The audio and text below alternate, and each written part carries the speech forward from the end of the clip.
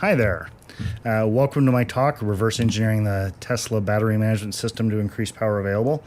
This was a culmination of some research that I did over the last year. It was definitely one of the most complicated reverse engineering things I've ever done.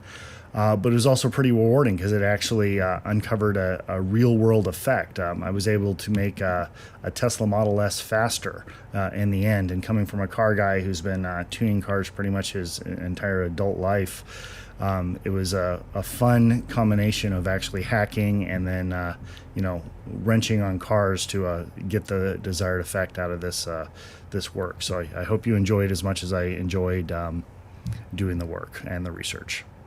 So a little bit about me. My name is Patrick Kiley. I'm Principal Security Consultant at Rapid7, member of the penetration testing team. I've done previous research in avionics security. Obviously, the Tesla, I've researched some internet-connected transportation platforms, also have some experience in hardware hacking, CAN bus, etc. So some topics that we're going to cover on this is just a little outline. First, the architecture of the Model S and the battery management system. The battery management system is the first kind of gatekeeper for how fast the vehicle can go. The other units are the drive inverters. So performance in Ludicrous timeline, you'll see why that's important in a minute. The hardware changes that actually had to happen to the car to make it go faster, some components that had to be swapped out. Some data that's actually stored in Toolbox, Tesla's diagnostic application, and how I was able to extract that data and use that to figure out the process.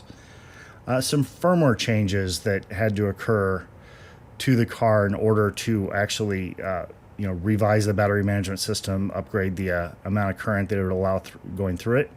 Modification to the shunt. The shunt is the component in the battery management, in the battery itself, that actually measures the amount of current flowing. It's a unique component, and it actually had to be modified in order to allow this upgrade to go through. The upgrade process itself, what the actual steps are. An expensive bricking. I managed to actually brick the car, and I had to tow it across state lines in order to finish the process. But in the end, I actually learned something cool, and I'll share what that was. And then some next steps. If someone wants to help me work on this and take it further, I'm continuing to work on this, and I would appreciate any help. So here's a brief overview of the architecture of the Model S. The central point that when someone's hacking the car that they connect to is the CID, the Central Information Display. On the vehicle that was the donor car for this research is an NVIDIA Tegra based. The newer ones are Intel-based platforms, including the Model 3 and the newer ones. The gateway, which is a security component that actually sits between the CID and the various CAN buses of the car. And then specifically focusing in on the powertrain CAN bus. The powertrain CAN bus contains the BMS, contains the drive inverters, charging units, and other elements that actually control power to the powertrain. That is a standardized CAN bus, so it runs at 500 kilobits a second, uses differential signaling, 2 wires, 11-bit R by Ds, pretty much like any other CAN bus that you would see out there.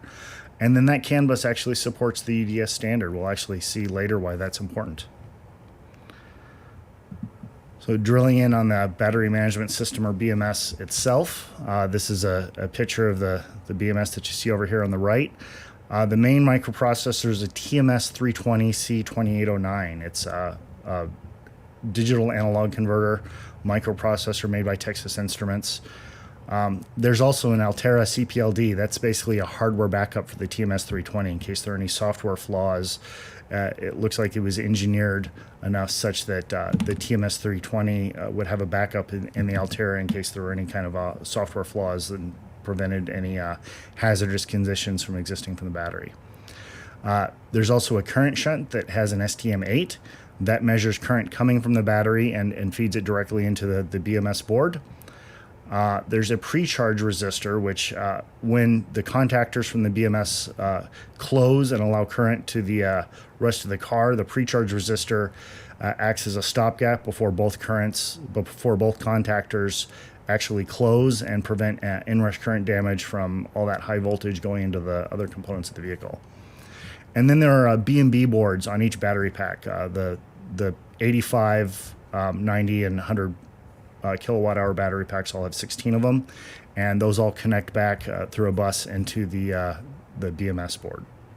They actually have bleed resistors, and they're a very important component in actually maintaining a level state of charge across the entire battery.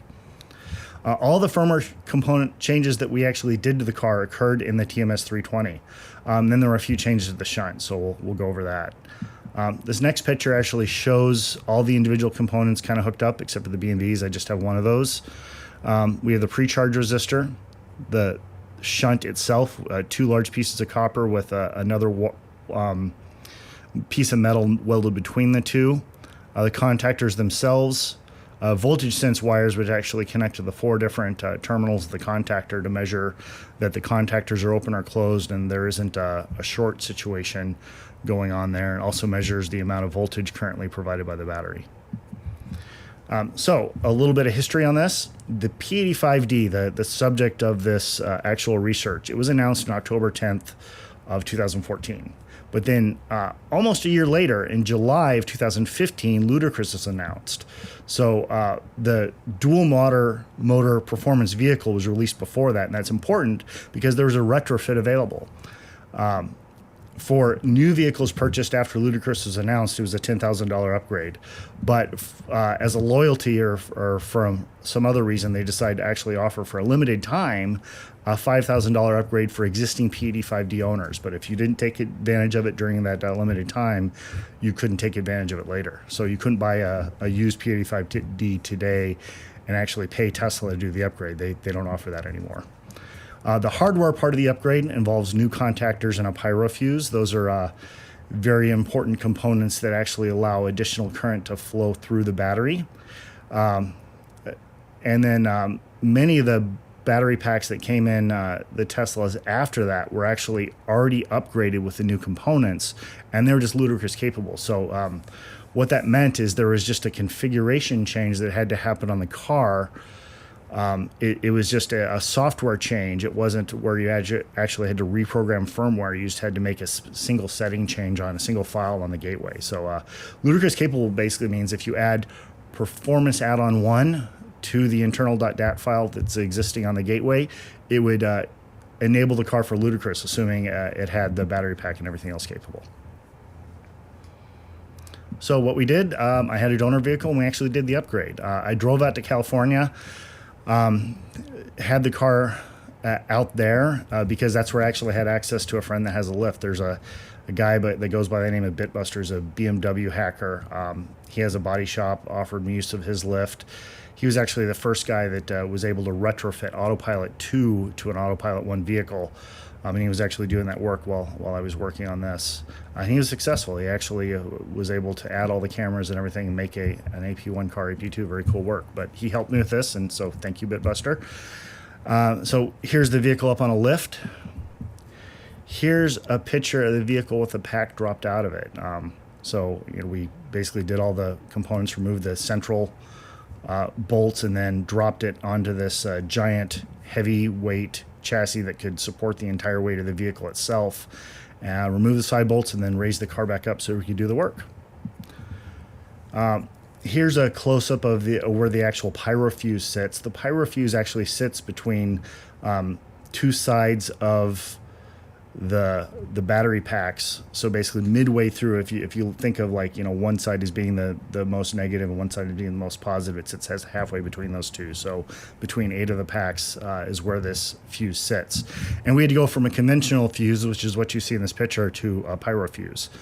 Picture on the right is a picture of the contactor bay with the old contactors removed. And then in the next slide, you can actually see a close-up of the new contactors in and a close-up of the current shunt. You can see that the current shunt exists right between the contactors and then the rest of the battery, and that's what actually measures the amount of current going through it. So those are the hardware changes. What about the firmware? For this, we need to dig into some Python. So Tesla makes a diagnostic tool called Toolbox. It runs on Windows, but it's mostly written in Python. So it's an executable that's written in Python. And it uses all these, what you see are scramble files in my little screenshot here.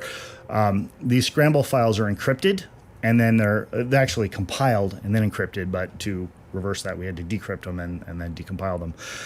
And these files are contained as individual plugins that when a technician is actually using Toolbox, these files are decrypted on the fly, even if they don't have a connection to the internet. So basically what tells us is that everything that we need to decrypt those files, you can actually get from a laptop that's actually running the software. So someone else, not me, actually figured out how to do that decryption, shared that information with me, and then I started to dig through these scramble files to find out what we could find out for the process. So once you decrypt them, you can actually just use uncompile 6. It's a standard Python module, and it'll give us the source code. And then what's really cool is the source code actually had all the comments left in place. So next few slides are going to show some of the data we were able to get. So this is a little header of one of the files that was uncompiled. And you can actually see it has all the information about who wrote it, information on it, and then just regular Python source code. Helpful comments. So here's one specific to Ludicrous. It tells us that some of the things that it actually has to have and some of the things that it's actually checking. So comments like these actually help point us in the correct direction. And then we actually had a lot of data structures. So if you see these Qt resource data, Qt resource name, and Qt resource structure, that's all binary data. I wrote a really, really ugly Python extraction file to iterate through every single Python module and extract it if those variables were there. And then we just ran binwalk against it. Once binwalk was ran, we got all sorts of very useful things that were critical to actually figuring out this process. So once we did that and we got that, we were able to, these are some other artifacts that we actually found inside the files. Figured out that the P90D that was our loaner vehicle had a battery pack hardware ID of 57. And here are the steps that actually identify how to change that battery pack ID from 57 to 70. It specifically identifies 3 hex files that are TMS 320 hex files that are loaded via UDS onto the BMS to actually perform the upgrade. And the first one was the updater file. So basically that one's needed for shunt calibration, which we'll get to in a minute. And then the next one was actually an application updater file that allows you to update the bootloader. So the second file after the shunt calibration is done is a necessary one that's used to allow the bootloader to be updated. And then when the bootloader is updated, it also updates the battery pack ID, which has all the configuration values to allow the pack to operate at ludicrous speed. So all the instructions and the files needed for the upgrade process are actually stored in those Toolbox files, both in the source code and in the various extracted files that we're able to get out of it. So what we also had in those firmware upgrade files were DBC files. DBC files used in CAN bus, I'll illustrate that in just a little bit. ODX files that actually defined how to calibrate the shunt, grant security access to the module over UDS, and upgrade the firmware. All of that data was actually stored in these basic Python source code. So even if I couldn't run Toolbox because I had access to the source code now, it was decompiled, could actually figure out this process and use a third-party software to make it happen. There were also some files that stored some interesting calibration data. You can see that the image of the screenshot says .pickle. So this is the DBC file for a specific version of the Model S. It's the DBC file that once you actually extract it out of the pickle file, it's just a straight DBC file. You can import it into files that can actually read DBC. But there was also a pickle file that stored shunt calibration data. That turned out to be critical. So what that actually did is that pickle file had the serial number of every single Ludicrous capable shunt across the entire inventory of Model S vehicles. So that pickle file actually turned out to be critical when we had to figure out how to upgrade the specific vehicle. I'll show that in a bit as well.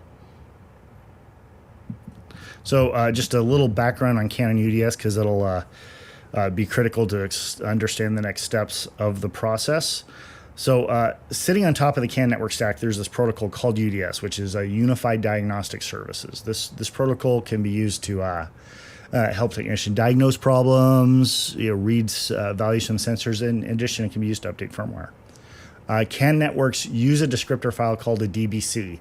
I think that means database CAN. I've never actually seen a definition that defines what it actually is. But then for UDS, for the diagnostics, there are files called ODX or GMD. I think GM is General Motors Diagnostics, ODX. I'm not quite sure again what that one means, but those are stored kind of more of a XML style, as you kind of see over here on the right. And then the ODX routine that you actually see a little snippet of here is the one specifically that covers the calibration of the shunt. And you can see in the source code that there are values for the hardware ID of the shunt, CGI1, CAU1. So those are two values that are actually updated. There are other values for CRC and the actual serial number. And then what I actually did is I used a commercial tool called VehicleSpy. We had a license for that for work. We imported the DBC files into that, and then also the ODX files, and we're actually able to run everything from VehicleSpy. That's a tool made by Intrepid Control Systems. And then the other thing that we actually found out from the DBC file is that the ARB-IDs 7E2, 7 Echo 2, and 202 from the BMS actually identify the max current available from that particular battery pack.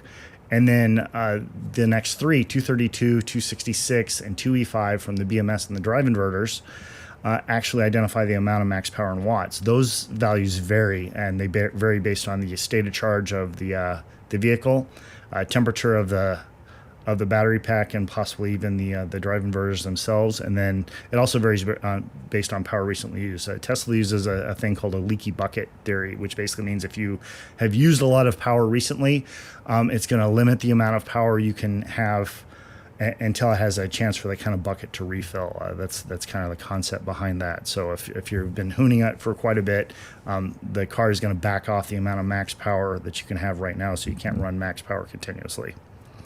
But what a DBC file does, this is a screenshot from VehicleSpy. All you can see are the CAN ARB-IDs and a bunch of data bytes in data. You'd actually have to reverse engineer what each of these individual signals means. But with a DBC file, it looks just like this. So now we actually have all of the signals identified and broken out. So now we have BMS power available. This is actually a screenshot from when the vehicle is not engaged, so it's just a limited amount, 18 kilowatts that are available on ARB-ID 232. Once you actually put the vehicle into drive or even in park, that goes way up, based on the temperature and state of charge. And then also we took those ODX routines that we extracted out of Toolbox and imported those into VehicleSpy. You could use other open source ODX tools to do this. Just VehicleSpy was easy. I had access to it, so we used it for this upgrade. And you can see that first one, what we actually have, security access. So we were able to extract the security access routine from ODX, which actually uses a static seed and key. That's something that was previously disclosed in another talk on Tesla. But then we also have the ODX routines for shunt calibration. So for reading the data out of the shunt and then rewriting it, all of that was in those ODX routines. We're able to just import those into VehicleSpy and recalibrate the shunt. And you can actually see a valid value for a valid shunt in this screenshot. Serial number and the way it works is that it actually looks up in that pickle file, looks up the serial number, and then looks up what the new CAU1, CGI1, and CRC value should be, and then writes those to the shunt. That's how the shunt calibration is actually done. So it turns out that that wasn't everything that was needed to be done by the shunt, and thankfully I actually decided to be safe and do all of this research on a test bench first. I was able to actually get a shunt that was Ludicrous capable. But that wasn't actually done in the research and the upgrade. It was just one that was separately provided as part of an upgrade kit that I was actually able to find on the secondary market. But what I figured out is that the shunt actually needed a hardware modification in addition to all these recalibration things that we had to do to it. There was a single wire, excuse me, that connected the shunt to the CPLD. If you remember earlier, I was talking about how the CPLD is a backup to the BMS. And I assume this was some type of like emergency signal that the shunt would use to tell the CPLD to do something based on whatever was going on. But basically, after on the test bench, after I did the firmware upgrade and upgraded a BMS from 57 to 70, if I had the shunt plugged in, it would generate an alert, an active alert that actually identified that there was a current sense error. So what I did is I actually made a breakout board. I separated all the wires from the shunt going into the BMS and then just ran a logic analyzer on them. Started playing around, and I figured out that if this one wire was disconnected, the error actually went away. So what this actually meant is that when the battery pack was opened up, this shunt actually had to have this wire disconnected from the shunt itself. Otherwise, it would generate an error. And it also meant that the entire process had to be done all at one time. So once the battery pack was dropped and the wire removed from the shunt, it would generate an active alert if the firmware was not upgraded. So it meant that we had to do the hardware modification and the firmware modification all at the same place, all while I was out there in California doing the work, and it's what led to the next very difficult steps of the process. So here's the actual process itself. So I had access to the garage and lift in Southern California. I drove there to do the upgrade. We had to make sure that the vehicle had a very low state of charge just for safety reasons. We had to drop the pack, had to get some what are called lineman's gloves, which are involved in doing high voltage work. Do all the hardware stuff, replace the contactors, replace the fuse, modify the shunt, and then reinstall the pack. That was very tricky. I didn't want to have a Rich Rebuilds moment where I put the pack back in and had it start leaking, and then I had to go and drown on my own tears about how much I actually broke a very expensive vehicle. So I used a bore scope, very carefully lowered the vehicle on the lift, made sure that all the various connectors were lined back up, and then put the battery pack back in the car, and it connected back up. And then updated the internal.dat, added the Ludicrous command, changed the pack ID, and then had to redeploy the firmware, which is basically just reinstalling the same firmware that's already on the car to tell it the rest of the components of the car that actually had a new pack ID. So then the next step was just drive away and enjoy the ridiculous amount of torque, right? Nope, that's not what happened. So we used known techniques that we've used before, tried to redeploy the firmware, tried to upgrade, tried putting new software on it. Everything we tried for about a day and a half failed. So now I was stuck with a very, very expensive brick. We couldn't even get it out of the garage because the parking brake was engaged. Had to figure out how to do that too. So finally decided to punt. I called, found a towing referral service online, and had the vehicle towed from Rancho Cucamonga to my home in Las Vegas so I could continue to work on it. Talk about a stressful weekend. But it only cost $360 or $3,600, so not great, not terrible. It turns out it was actually worth it, because what I did is I learned something cool. The gateway uses a file called firmware.rc. During the upgrade or during a redeploy, this file is generated, and basically what it does is it looks in a index file for the firmware that's on the vehicle, and then it generates a number of CRC values for the various components. You can see in this image, you have the gateway having its own CRC value, the BMS having its own CRC value. And the BMS, when the software is changed, the CRC value changed. And that is what prevented the vehicle from engaging the contactors and being able to drive. So I saw a single reference done, I think, by the 10-cent guys where they actually talked about firmware.rc when they were doing some reverse engineering of the gateway. And then I also saw the firmware.rc file mentioned in the error logs that I gathered when I was trying to do the software redeploy myself. So I went onto my bench unit before the car was actually towed out to me and actually requested that file from the gateway, GW transfer firmware.rc, and then looked at it. And sure enough, here's this file with all these various CRC values and then a new CRC value at the end. So what I tried to do is I did the firmware upgrade on the bench one more time. I was always having errors on this because, you know, it was the bench and I didn't really think more of it beyond that. But I actually looked up the correct CRC value from the BMS. It also happens that it's broadcasting that across the CAN bus, so I could have grabbed it from that as well. But instead I grabbed it from the index file, put that value in it, made sure that that firmware was actually what was running on the BMS, and then I had to recalculate the file CRC at the very end. So what I figured out with the help of some people online who are actually very grateful to, that's actually a jam CRC. So if you take the entire file, figure out the jam CRC value for it, minus what you see in this picture is line 12, but it's much further in the file because I've trimmed it down for clarity. And then add that single line file CRC with the additional value at the end. The gate will accept that CRC value and the car was able to wake up. So after I got the car back, pulled the file from the gateway, did the recalculation, calculated the new CRC value, and as soon as I pushed it back to the gateway and rebooted everything, the car woke up. So that was actually kind of the cool thing that came out of the failure and the bricking of the vehicle is I figured out how this firmware.rc file actually worked, and then with that, someone should be able to actually deploy whatever firmware across the vehicle they want, deploy their custom firmware, or do something else that's pretty cool that wasn't intentionally designed. Of course, if you do this wrong, you could cause some pretty bad things, so I don't recommend actually doing this unless you're really careful, but it was actually a pretty cool thing that we figured out.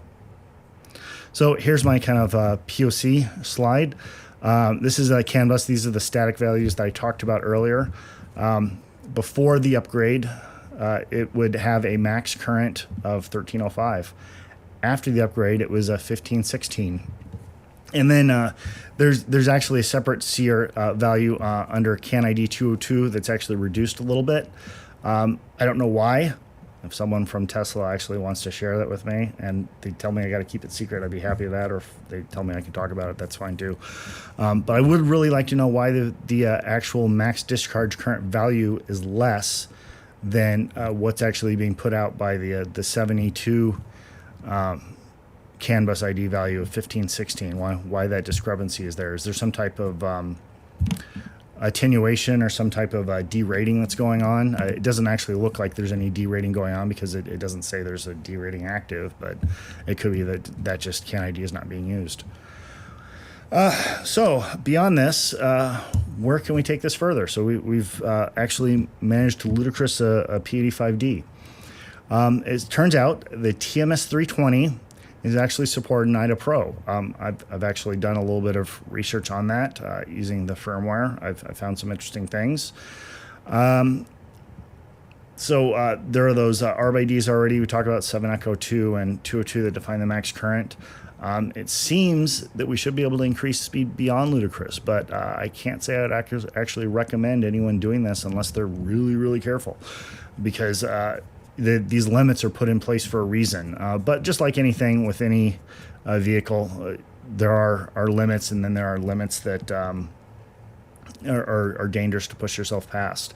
But it's possible that someone could actually figure out, and someone could work with me and actually figure out how to go past Ludicrous, because it seems reasonable that if we have access to all the firmware, we should be able to bump up these limits past what it would be able to go, and then actually find out where the limits of the vehicle are.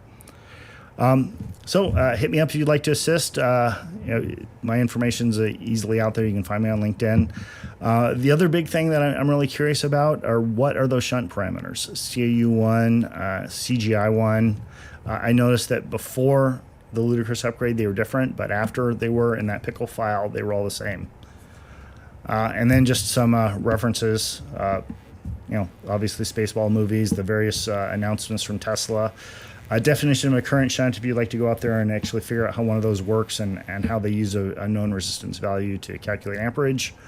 Data sheet in the TMS 320, and then, of course, Interrupting Control Systems, the maker of the software that I used to actually do the upgrade.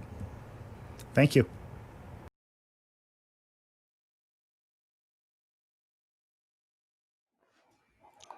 Okay, so going over some of the questions. Shunt resistor tolerance isn't something I checked. I assume that since all the shunt resistors are actually stored with values in a table, those probably have to be pretty accurate, but it's something I can look into. Over-the-air firmware updates, the way those processes work, this is a question from Michael Bowman. The over-the-air firmware updates actually completely rewrite that file. So no, they wouldn't. It should be just fine. When I've actually done over-the-air firmware updates on the donor vehicle, it actually completely rewrites the file. So it would probably fail if there's something in the config that it doesn't like. In fact, that's what I did. So no, it shouldn't cause the CRC to fail. It should just completely rewrite that file. To answer, I'm going to try and get these in order. So I didn't actually try anything with reverse gear. I would have to actually put it in reverse and actually look at current limits for that. So no, I haven't actually done any of that. The Model 3 long-range all-wheel drive stuff, I haven't done any Model 3 research, so I couldn't ask you that. Although I have seen a lot of the research that basically said it's the same vehicle, but the Model 3 has a completely different way of actually controlling the config on it. And it's not something I've researched at all. I did work with Tesla on the subject of this talk, and they were actually very supportive of it all. So all the slides went through them. We had some meetings, and they were very supportive of me actually doing this reverse engineering. Matt's question, does Tesla apply specific access measures on the CAN bus to frustrate these type of approaches? Not that I've seen. It looks like all of the effort right now that Tesla is doing is actually on the main MCU. So they're actually been doing a lot of firmware updates to actually frustrate people getting access to the MCU itself. The CAN bus still uses the same static seed and key. And if you want specific details on that, check out the Car Hacking Village talk. But basically, the seed and key are static on every single Tesla module that I've tested up to the most recent ones. So that would be the biggest access measure that they could do on that to frustrate this to kind of work. Right now, the only ECU that I focused on is the BMS. So there's not really any other ECU that I'm confident I can modify the firmware for. The other recovery procedure was basically not to make the config change that actually caused the firmware flash, the firmware redeploy failure in the first place. Alan, that's a great question about the parking brake. So if you open up the trunk of the vehicle, I actually had some pictures of this. It just, for time, I didn't really get into it too much. The way we got the car out of the garage was we looked at where the module was. I had access to all the wiring diagrams. So we knew that the module for the electronic parking brake was in the rear of the vehicle, behind kind of the side panel in the trunk. So basically you pull off that little, I don't know what to call it. It's kind of like a fibrous material covering the between the metal skin of the vehicle and the edge, and you have actually access to where the parking brake module is. So what we did is we actually disconnected the leads going down to the actual electronic parking brakes themselves and applied 12 volts to those with the correct polarity. I had access to a wiring diagram so we could actually see the wire colors, and that actually unwound the parking brakes enough so that we could freely push the vehicle. Newer Intel stuff, I know some people that are actually hacking on it, but all my work has been on the NVIDIA, so I haven't done any stuff on the newer Intel ones. But the newer vehicles actually all are, P100Ds, and they actually have the batteries upgraded automatically. I know some people have done some stuff on the Intel units, but they use a different eMMC, and it's really completely new hardware. There was some cool stuff some people did on the gateway, but I think Tesla closed those avenues off. The only authentication I saw on the firmware itself was the CRC value, but the overall firmware is signed. So when the overall firmware is loaded onto a vehicle, there's a long signature check that occurs. Lexi, your question, the work could be used to increase mileage. So range on the vehicle, that's a really tricky one because a lot of that's based on resistance. I don't think any of the work I could do to actually increase that other than basically preventing people from stomping on their vehicle. So I didn't try any of the UDS stuff because the car was, because the contactors were forced being closed, I was having trouble even maintaining enough 12 volts to even do anything at all. So I figured the best bet was to actually physically attach to the parking brake modules and unwind them. William Redding, I don't quite understand your question. If you could clarify that a little bit, what keys are you referring to? Keys for all these things stored. So what keys do you mean by that? But I'm not quite sure what you mean by that. And I think that brings us up to date on the questions. Now we have a question one. So I think we've covered all of this. Yeah, I think that covers everything in the main chat. Okay. So how do we obtain the signing keys? So that was actually based on some research some other people did. I'm not going to comment any further on that because they've asked that I keep their facts kind of to themselves. They showed me how to do it, but then they asked me not to comment on it. But basically, if you think about it like this, you have a technician's laptop. That laptop has these encrypted Python modules on it, yet that laptop is designed to operate entirely independently of being connected to the internet. So whoever's logged into that laptop needs to be able to run Toolbox completely independently. So therefore, it would only logically assume that somewhere on that machine were the keys, were the encryption keys for actually decrypting all of those modules. And that's about all I can say on that. But pretty much everything uses standard Python libraries. So if you're a Python guru, it's probably not going to be that difficult for you.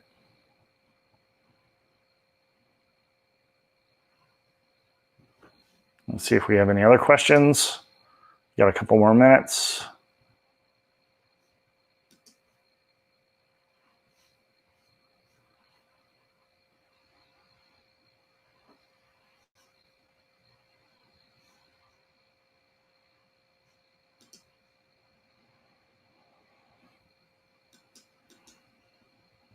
So any more questions?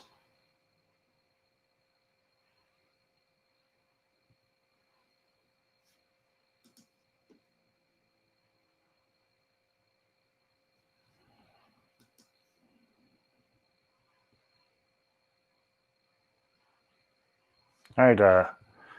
Thank you, Jerry, for the feedback. I appreciate that.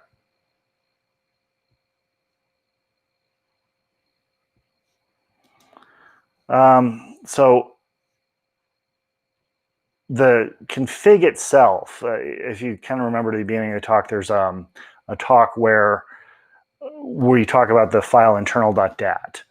That internal.dat file, the contents of that get sent up to Tesla on a regular basis. So I'm assuming if there's some diffing going on their end, if anyone tampers with their internal.dat file, they would know right away.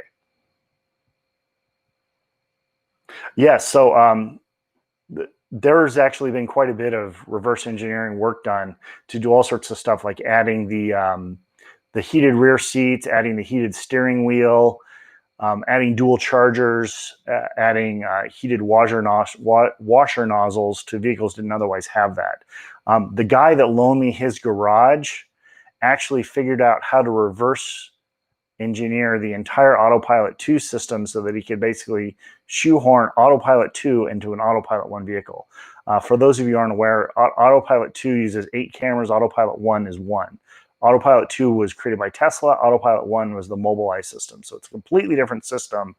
He even had to replace the steering rack, replace the brake modules, as well as add all of the cameras, including in the B-pillar where there wasn't really a hole for it. He actually had to cut the hole for the B-pillar, but considering he owned a body shop, that was relatively easy work for him. He actually got a functioning Autopilot 2 system running in a vehicle that was originally configured with Autopilot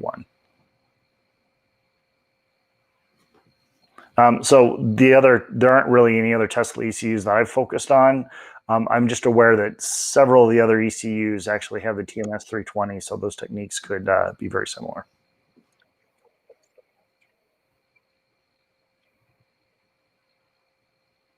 So I think that's about it. Again, check out the Car Hacking Village talk or the DEF CON talk later this week. There's no charge for either of those, and hopefully we'll have some other Q&A.